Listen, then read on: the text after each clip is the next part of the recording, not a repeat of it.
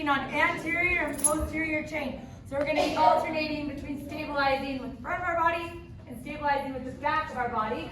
We're starting with a 45-second reverse plank. So we're here, okay, we're gonna rock those hips up into our bridge, and then we're gonna walk those feet out as far as we can, okay? If you can go straight out and still hold yourself without feeling it in your lower back, awesome, okay? If you start to feel it in that lower back and your core is starting to kind of give out in the front, walk those feet in an inch, okay? And then stay wherever you feel the most stable and breathe and activate that midsection. Next, we're gonna go into a complex of moves. So, we've got a row, deadlift, clean. So you're gonna take a kettlebell, you're going to row first, then you're gonna deadlift, and then you're gonna clean, okay? This is one, go heavier, okay? Pick a kettlebell that pushes you a little bit. You can do it bilaterally, or you can have a split stance. So if you wanna go here, like the row we did yesterday, row, unilaterally, deadlift with one leg, and then go into a clean, you can do it that way, okay? I prefer doing it with the split stance, but do what feels good to you. You're gonna do 6 on each side.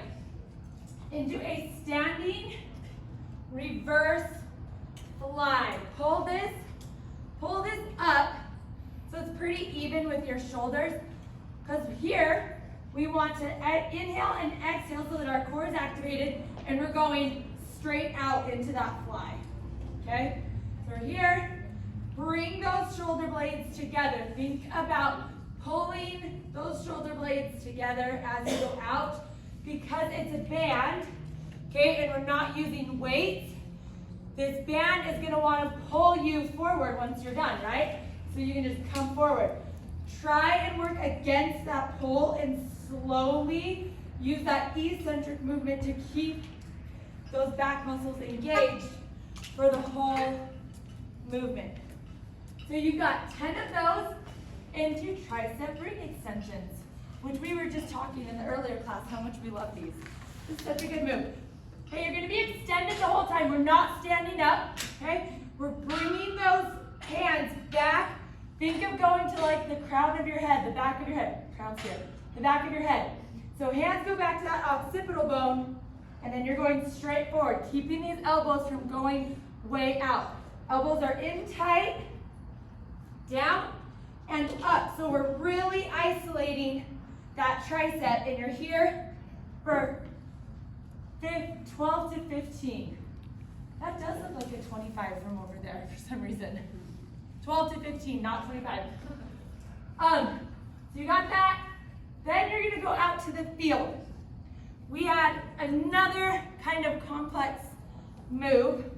We're going to do a dumbbell lunge with a bicep curl.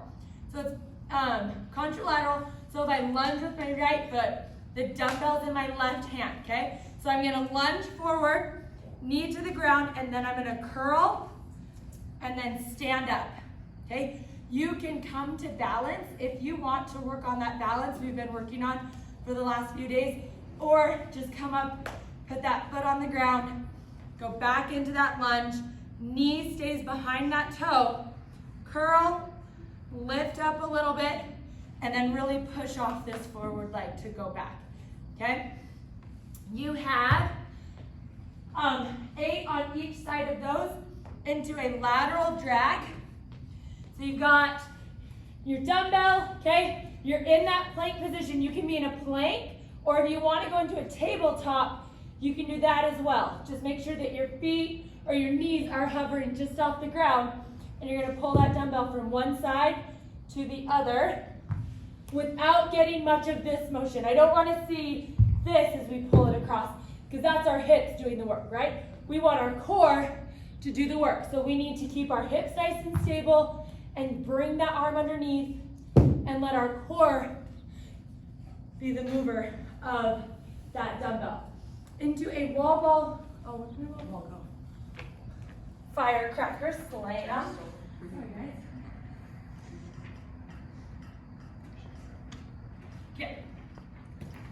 Get into a wall ball firecracker slam. So you're gonna be here, okay? You're gonna go down into that firecracker, legs come back. Woo!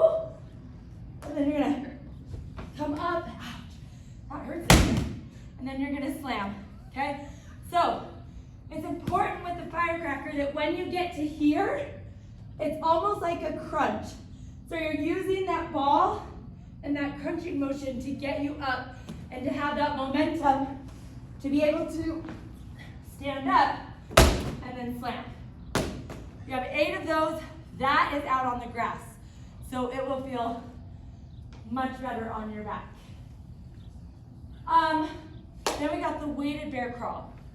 We did these a few weeks ago, and I love them because it forced everyone to slow down enough that they actually did the bear crawl correct, which is great. Okay, so that weight is gonna go onto your back.